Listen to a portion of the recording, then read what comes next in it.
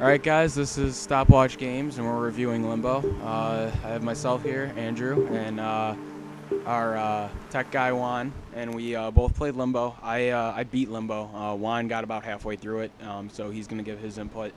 Limbo is a game by Playdead Studios.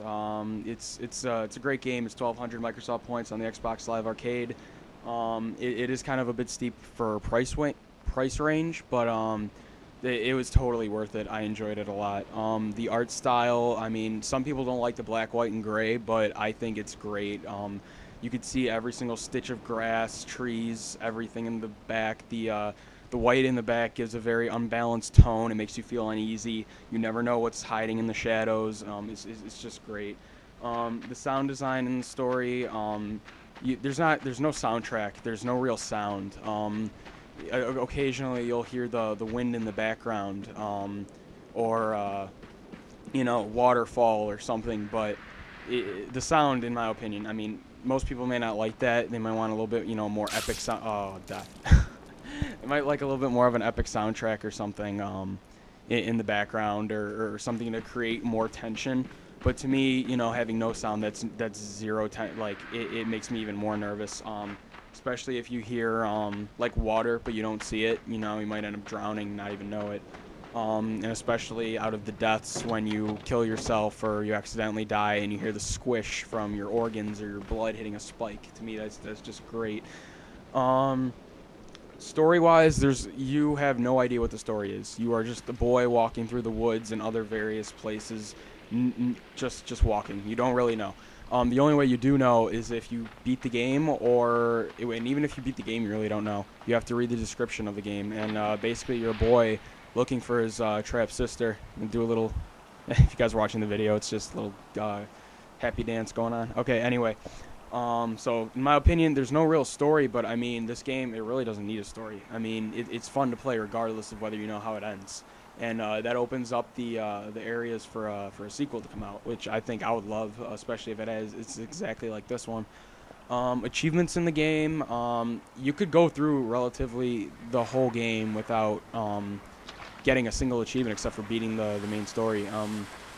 It's if you're an achievement hog, you definitely have to have a guide in order to know what you're doing, because some of them are like really difficult to find and others are like you really don't. Like, I've seen a couple people play it and they would have not gotten a single achievement throughout the whole run except for beating the game.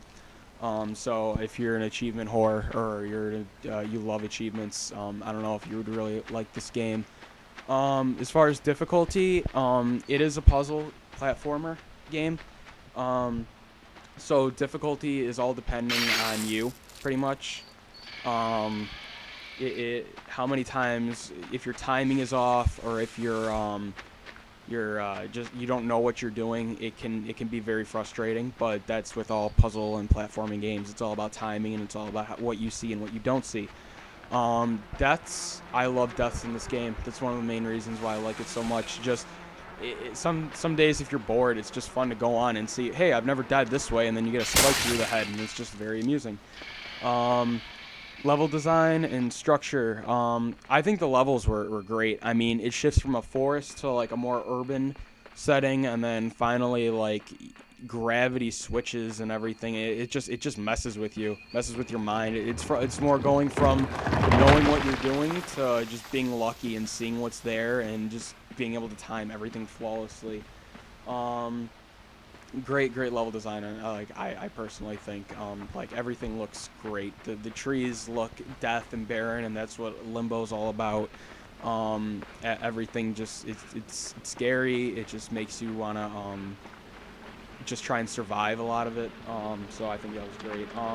The ending, there really is no ending to Limbo. It's just, I'm spoiler alert, just letting you know, skip if you haven't played Limbo and you're just reading a review to decide whether to buy it. Skip about the next 10 seconds. You find your sister or whatever, and it just ends. That's pretty much it. Just ends, so you don't know what's going on. Very good opening for a sequel if they do decide to do it, which I think they would, because I think Limbo's made a decent amount of money. And the enemies, really no enemies in the game. There's a couple parts where you can be killed, but I think their art design and their structure is great, and you get one of the enemies for being the game as an avatar prop, which I think looks great. A very positive game. I loved it. So I mean, in my final, like the first encounter, I'm gonna go back to the enemies. So the first encounter with the spider, I didn't even know that was a spider. I thought it was like a haunted demon tree to begin with. So to find out it was a spider, a huge spider, more or less, and then the other enemies in the game, like the tribal others, if you watched Lost or whatever, with the spears, or the natives, pretty cool, especially when you get to the first chance where they can actually kill you. Very scary. You got to run for your life, but not kill yourself in the process by going over your puzzles.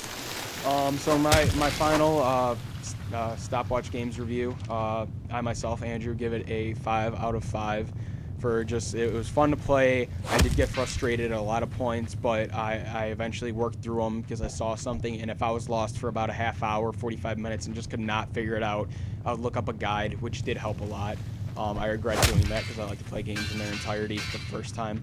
But I do give it a 5 out of 5. Great arc structure, great game design. I really do hope Playdead comes out with another game. So I'm going to hand it over to Juan. He's played about half of it, so he has his take on it. So Juan? My review of Limbo, it was, when I played the game, it was alright. It took me a couple tries to get the hang of each puzzle. Like this part right here, it took me at least 10 tries until I finally got the hang of it. And that's basically the entire game. It's a big puzzle, that's what I like to think of it. It gets harder every time you do it, and it takes you a couple tries to get the hang of it, but after a while, you should be set to go. The price, 1,200 Microsoft points or $15. I don't think it's worth the 1,200 Microsoft points, but I think if it was lower price, maybe 400 Microsoft points or even 800 Microsoft points, I think more people would purchase this game. The game's also there's no really cuts for each level. It's just one big giant level. There's no chapters or anything like that. Dying on here, when you die, it's just awesome too. You get to hear the squishing of the like the little boy's body. I know that sounds wrong, but